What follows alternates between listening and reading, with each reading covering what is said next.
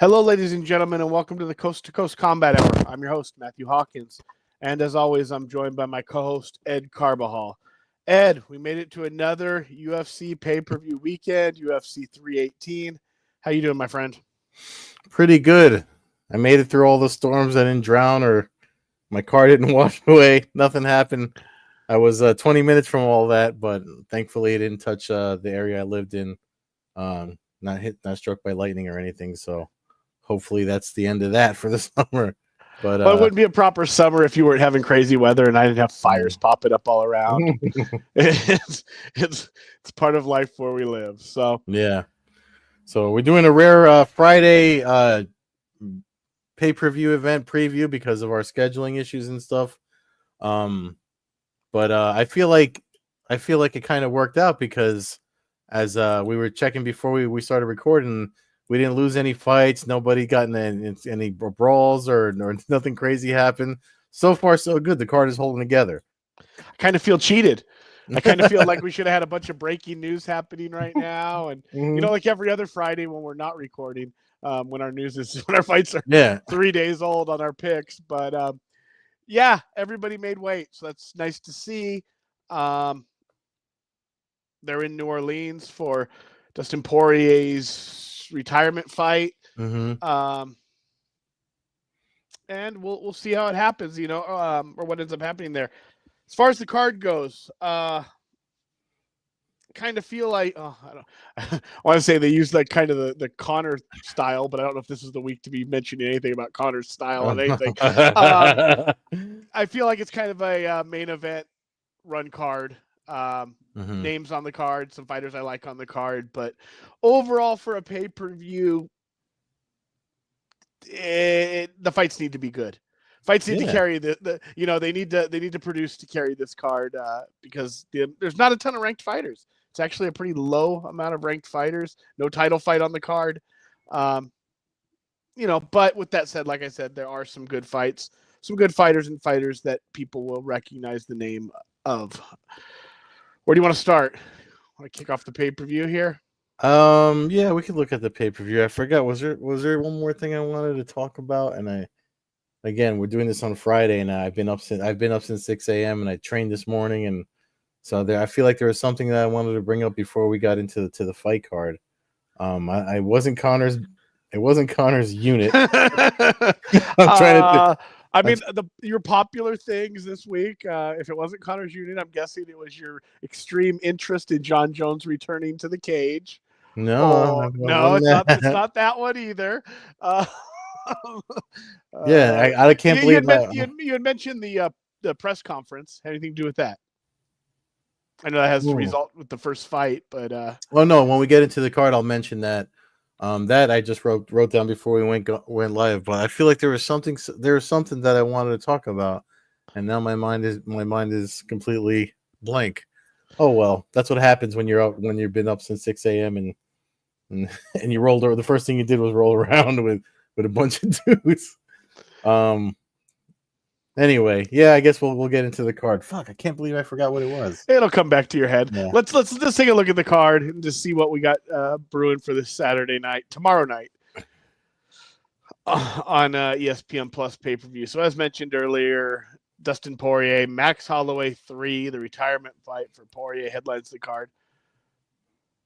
But the card kicks off with some decent prelim fights. You know, Jimmy Crute, as I mentioned, some names that, you know, most casual fans will definitely pick up on. Jimmy Crute, Span's out there, Vettori. The Vettori Brendan Allen fight's actually a really damn good prelim fight. That's a really good fight, and I know Vettori's had a lot of stuff. I think, you know, with his brother. I think his brother was like murdered like a couple months ago or something like that. So, so it's nice to see him trying to get back on the horse and move forward. I'm actually kind of rooting for him on that one. I'm surprised there's a lot of odds missing, and as I was writing my notes for this, knowing that we were going to record so late in the week, I actually had some time to do it. I noticed that there's a lot of odds missing for these guys, and I'm just surprised that they are missing so many. You know, considering all the stuff they put out on Fight Night with the prop bets and all that stuff. So Interesting. I mean, I know they're fluid as we approach the fight, but it's an interesting note that they lately it seems like they're missing more and more odds from when we first started doing this. They're putting all their money into getting the people's pictures, you know. For can't have getting all the the data nice things. correct and all that. Can't have all the nice things, Ed. They're only like a $9 billion company. Let's get avatar correct photos of the fighters first, and we'll work our way from there. So it looks like you got the opening fight of the pay-per-view queued up there. Veteran of the UFC, Michael Johnson, returns again to the cage to take on Daniel Zellhuber. 15-2, up and coming fighter. Go ahead. So, I mean, and Johnson's the underdog, even though he's on a 2-fight win streak, and Zellhuber's coming off a loss. When I wrote my notes, as I'm looking at them when we did this, and this is what I kind of alluded to before we started recording, is that like in my notes I have Johnson picked to win, right? And it looks nice that especially with those odds, it'd be a good pick to do. But when during the press conference yesterday, I saw the highlight where him and Zellhuber were kind of going at each other, and it reminded me of when he first went against Justin Gaethje, like the overconfidence. Just like I feel like that's maybe not in the past, but that one fight came to mind, and I was just like, when you're the older guy going against a young up and coming guy, maybe you don't do that, So I still have him picked to win, but what I saw at the press conference makes me think I'm going to be wrong. Well, to be fair, if he fights this guy like he fought Justin Gaethje, he probably wins by knockout because that was a hell of a fight. But I'm also going to pick Michael Johnson. I'm a little gun shy because he's on a 2-fight win streak, and when you're 24-9, 23-9, depending on where you look, usually that doesn't mean you have a lot of 4-fight win streaks in your or 3-4-fight win streaks in your on your record. You tend to probably win 1, lose 1, win 2, lose 1. That's where the record stands when it looks like that. With that said, he's one of those rare fighters that has a record like he has, but on any given night, he could essentially be the champion of the world. His whole career, when he puts it all together, there's very few people at his weight that are better than him in that cage. If you said, hey, you could have 100% Michael Johnson, you're definitely you're hanging with the best of the best in that weight class and beating a lot of them. So I'm gonna go with the assumption that he's confident because things are going well for him. He's feeling good, and he's on a 2-fight win streak. He is fighting the young up and coming guy who's a big favorite over him. Yeah. And he's got height and reach advantage. That's why I'm like, I put in my notes. I'm going to put it in my newsletter. I think I'm going to leave it. I'm going to stick with the same pick, but I'm not going to be surprised if it goes the other way. Yeah, I mean, the odds are telling you it's going to go the other way, but I do put the veteran out there to put on a performance. Like you say, he's won 3 out of 4 against name opponents. I don't want to discredit the veteran, so I'm going to go with him to pick the win up here. I think it's going to be a good fight, though. I think this is probably. I think you probably see a finish one way or the other. I think if Michael Johnson's not on his game, he's going to get folded. And if he is on his game, I think later in the fight, he wears his opponent down and does his thing to finish the fight. So that's what I'm thinking. Featured fight of the evening, Dan Ige. I like this one a lot. Pitbull. Why don't you go first? Tell me what you're thinking here on this one as well, Ed. I like this fight a lot. I feel like this is the fight Pitbull probably should have gotten to make his UFC debut. I'm actually, what do they got? They have him as a +140 underdog on the UFC.com website with their DraftKings odds and -166 for Ige.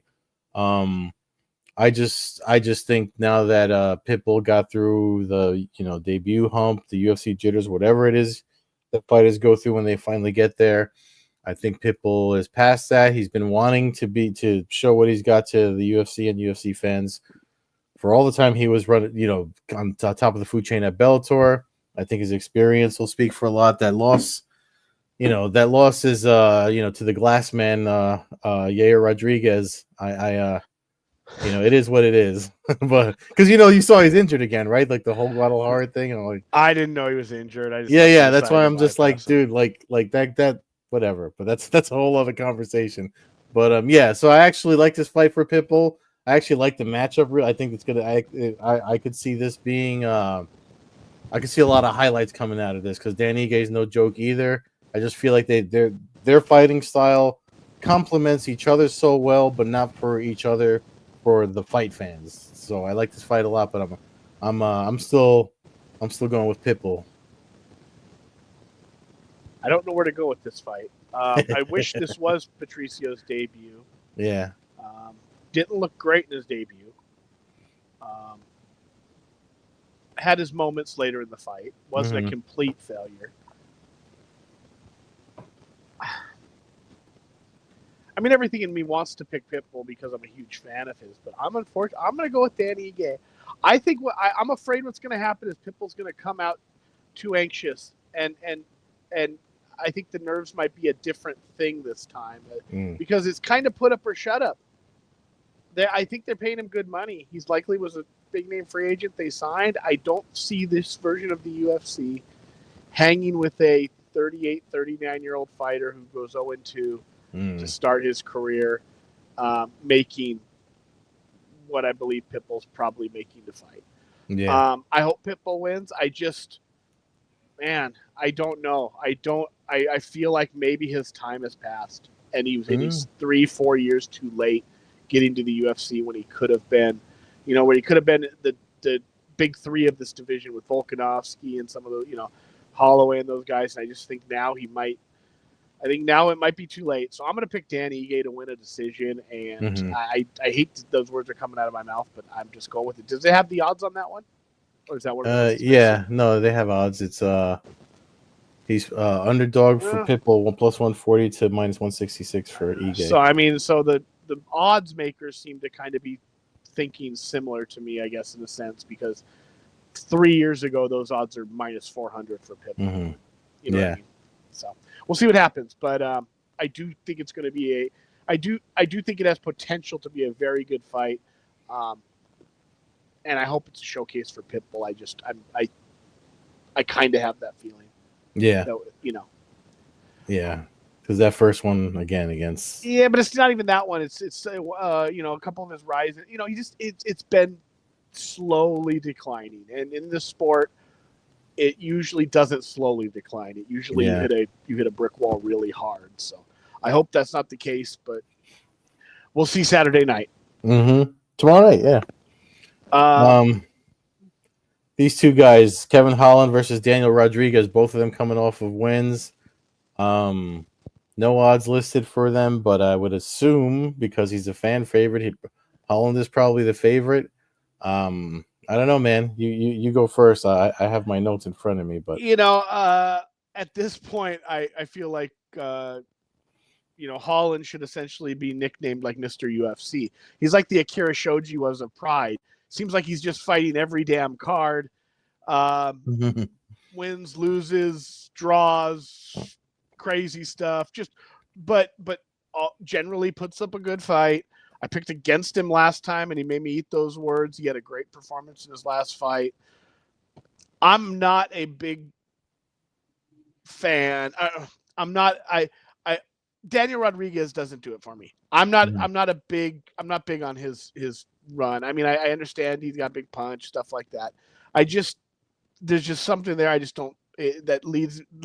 I see kind of just a middle of the road journeyman, and I know that's kind of what I've said about Holland in the past, but we've also said Holland has the talent on any given night if he puts it all together and his head's right to beat a lot of people. He's proved in the past. I'm going to pick Holland to win. I'm hoping for his sake and for the fans and for everybody that his mentality is kind of sliding towards let's win a bunch of fights as opposed to let's just make money. And, because that, like you said, that goes only so far before you lose the faith. But man, he's got a following. He's on all these pay-per-view cards.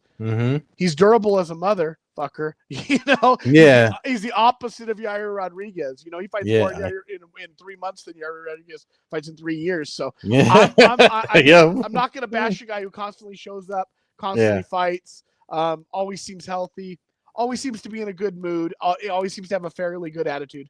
I'll go with Kevin Holland to win this fight. I don't know how. Yeah. I think he's a better fighter than Daniel Rodriguez. Yeah, no, I haven't picked to win too. My only concern is this thing that he's doing where he's fighting so much and so frequently. There's good and bad for that. Usually most fighters want to do 3 fights a year. Him going on, him going on that Cowboy Cerrone when Cowboy was in his prime thing, where I'll just take every fight that comes at me.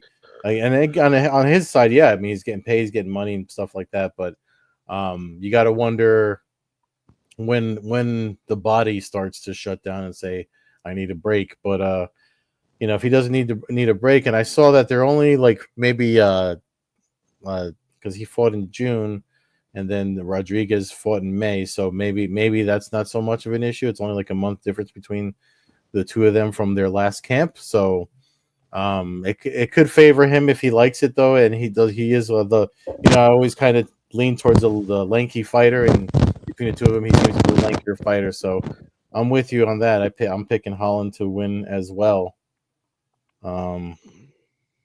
This next fight, I'll let you go first with Paulo Costa and Roman Kopylov.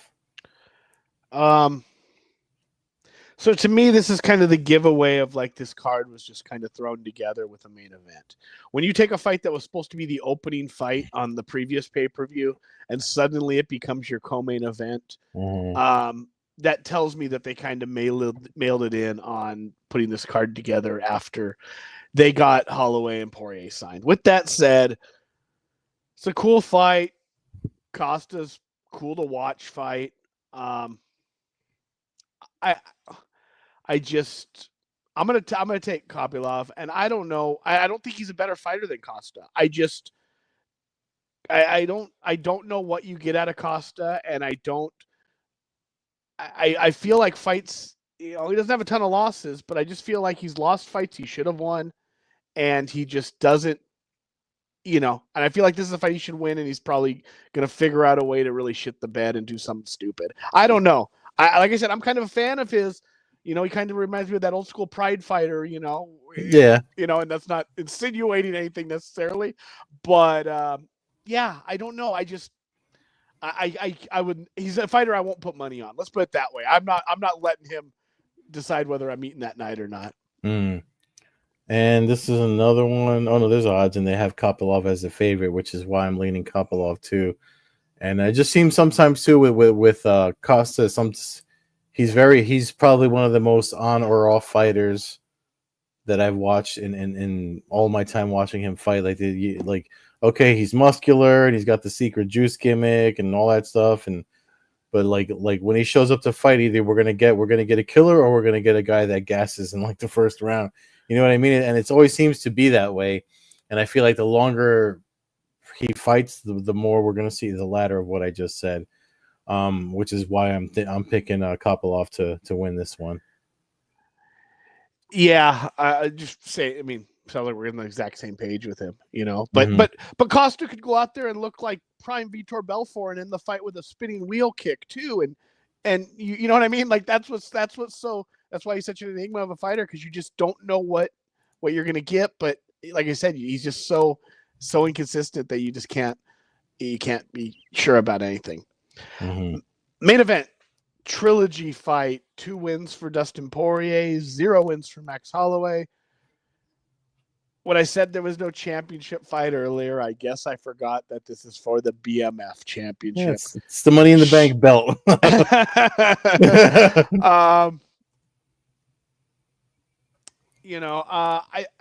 I don't really have a big analysis. We've seen this fight twice. I guess if you're thinking Holloway, you're thinking that Poirier's kind of thinking retirement more than he is last fight. Maybe that's on your mind. Maybe. I just have a hard time taking a guy who's won the first 2 fights to lose the 3rd fight of a trilogy. Yeah. I mean, we saw Katie Taylor beat Amanda Serrano this past weekend. Same kind of thing, Yeah. Some fighters have each other's numbers. Some fighters are just a click Well, better. Some fight. I mean, things happen. You know, yeah, and in theory, these guys aren't even really. I mean, I don't consider necessarily these guys even the same weight class. In my mind, yeah. Poirier's always going to be a lightweight, and I know they've mingled many times. But you know, to me, you got the bigger fighter in Poirier, you got the stronger fighter in Poirier. It's his final fight at home. You know, the MMA gods tend to make that not the most glorious ending, but No, I'm no. gonna pick Poirier to win. Despite that, I'm gonna take him to win, and I don't know how because I don't see a finish. These guys are so damn durable. Yeah. I feel like we're in for just a rock'em So, sock'em robot decision. I think the only outlier in the fight, which is why I'm gonna pick opposite of you, is the fact that it is his last fight, and more times than not, when guys are hanging up the gloves, they don't always go out on a W. They go out, you know, it's always more sad than it needs to be because they go out on their shields, and that's kind of what I think. I think there's something to be said for not wanting to do it anymore and facing someone that obviously still wants to do it. And I think that's what's different this time around. I know Poirier's got, on paper it seems like he's got his number. But I feel like that's what the difference is this time around. I mean, I hope that he gets, it's in his hometown, and that would be, that's how you kind of want any guy that's been doing it as long as he has, and as somebody that's been not just a good performer and good athlete in the sport, but somebody that's good for the sport with all the charitable stuff he's done and his entrepreneurial efforts too. Like he's somebody that did it right. And then when you look at his history too, not just with Holloway, but the history he's got overall, I remember when he lost to Conor, I didn't think he was somebody that was going to be here now the way that he is. You know what I mean? And the fights that he's been through, and the stuff that he's done, and then when he avenged the loss to Conor, and the fights that he had with Conor, like he pretty much retired Conor. So I mean, he can take that with him off into the Louisiana sunset. So, he's. I hope he gets what he deserves out of this fight. Professionally, personally, but as somebody looking from the outside and thinking about, that line that Dana White says about fighters thinking about retiring should probably retire. I think it's something that goes down to the core of the fighter too. On fight night, they'll when they're fighting and damage is being taken, and they've already had it in their mind, like I'm done after this anyway. Something's probably going to happen in that moment. It's either I'm going to go all in, or I'm done. And plus I don't like what the media did this week with Poirier too, like making him read the letters and let him get emotional. Like, you're fucking with the guy when he's about to do his last fight. It's fighting, goddammit. Like, that's not this. He even said at the press conference, like, it's not the stuff I need right now. I need to be a killer. That's what he said. And it's like, but the media, I don't know, like, they want to get their clicks in their little moments. It's like, do that if he wins after the fact. You know what I mean? Don't do that now. But so I'm actually, I got Holloway. I picked Holloway to win. So, I mean, I can't really disagree with anything you said. I do think that, I think the UFC kind of wants Holloway to win. I think that's otherwise you kind of you lose Poirier, and then you got Holloway on a losing streak. That belt, for the reason of their promotion, they want to have that belt be semi-active. Having that kind of go into retirement doesn't necessarily help them in a future fight promotion for a fight. I try the only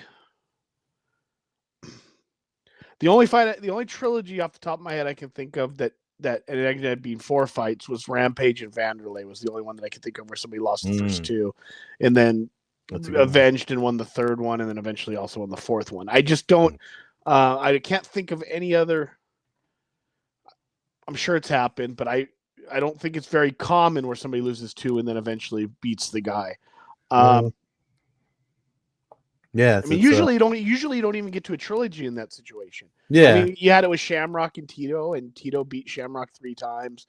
Yeah, you don't see it very often. So That's where I got to stick with Poirier. Hopefully he gets to go out in a storybook ending. But I also think if he wins, it's harder for him to retire too. Because you can't convince me that there's certain fights that don't, that come out certain amounts of money that make it easier for him to come out of retirement if he wins the fight. If he loses the fight, I think he can probably go, okay, I'm going to go be with my family. My time has passed. And the UFC is not going to be pushing, or the crowd's not going to be pushing for him to come back. He comes out here and he blitzes Holloway. Yeah. And the UFC starts going, okay, well, we do have Taporia. We need to sell at an event in LA or in Vegas. Seems like that would be harder. So, and they're both different fighters now too. Like they're both so good right now. Like they're fighting each other all the times they fought before. I mean, I know the fights were great too, but it's like it's one of those things where I'm kind of like I don't know if this is Poirier's last one, but they're both so good. Like when they're both, I think Holloway's got a black belt. I know Poirier's got a black belt. It's like they're for as MMA fighters, they're as good as they're ever gonna be, and it may as well be the first time that they're fighting. I think anything can happen. I'm actually looking forward to this fight. It's one that I'm glad there's not another title fight in front of it to make my night later because I can I won't have to fight so hard to stay up for it. Yeah. I think it's gonna be a fun night of fights. Hopefully everything goes well. I hate to do this at the end, but as we were talking, like you said, I remembered what I wanted to talk about. Last week, PFL announced a new CEO, John Martin, who is also a martial artist and has some experience, doing things where he's passionate about them and he's knowledgeable about them, and I think this is exactly what the PFL needs to have somebody. If you're looking at the UFC and Don Davis loves comparing them to the UFC all the time, so if you're gonna do that, then Don Davis, you be Lorenzo Fertitta and let John Martin be Dana White. So I know Peter Murray was like in that role before, but he wasn't somebody that was like a fight guy. Now you got a fight guy. He's a black belt in karate, blue belt in jiu-jitsu, and loves the sport. Obviously knows, if you're training in it, you probably know a thing or two about it. He's probably got some sort of level of fandom too. I'm looking forward to see. I don't think that they have their Cape Town, South Africa event tomorrow in the afternoon for folks that are around on ESPN Plus that they sort of figured out. Apparently, not everyone that works the PFL knew that was the thing on Monday that they announced that, because First Champion Series was on HBO Max, and now it's going to do that, and whatever the case may be, that's your midday Saturday afternoon MMA that you want to watch. And the only reason I mentioned is because Johnny Eblin's the main event on that, and I like all the old Bellator guys. I want them to do well, but that's not so much the fight in the event. It was the corporate structure. I think that's the right move for them, and then Don Davis can go back and be the man behind the curtain, where he's probably better than in front of it, because everybody gets aggravated with his stuff every time he does something in public, and I don't want to hate on the guy, but he does a lot of things that make me angry. So hopefully putting John Martin in the front and you stay in the back and handle the money. You know what I mean? So that's what I wanted to talk about before I went. I'm actually happy with that. I think that's a good move for the PFL. I agree. Anything that keeps Don Davis behind the scenes is a positive. Yeah, he's a behind the scenes guy. Like let's be real. Like he's, and the guy who wants to be their Dana White, as you said earlier, doesn't know when breaking news hits 96 hours prior, but they're getting there. They're getting there, So, like you said, the fights are on TV tomorrow on ESPN Plus, which they weren't even broadcast as of before last Monday. So, they're getting there. Just leave it at that. Yeah. Enjoy the fights this weekend. Fans can follow the show at Combat Hour on Twitter, Coast to Coast Combat Hour on Instagram.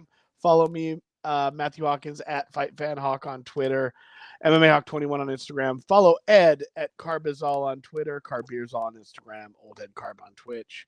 Thanks for listening, everyone. Enjoy your weekends. Stay safe, and see you soon.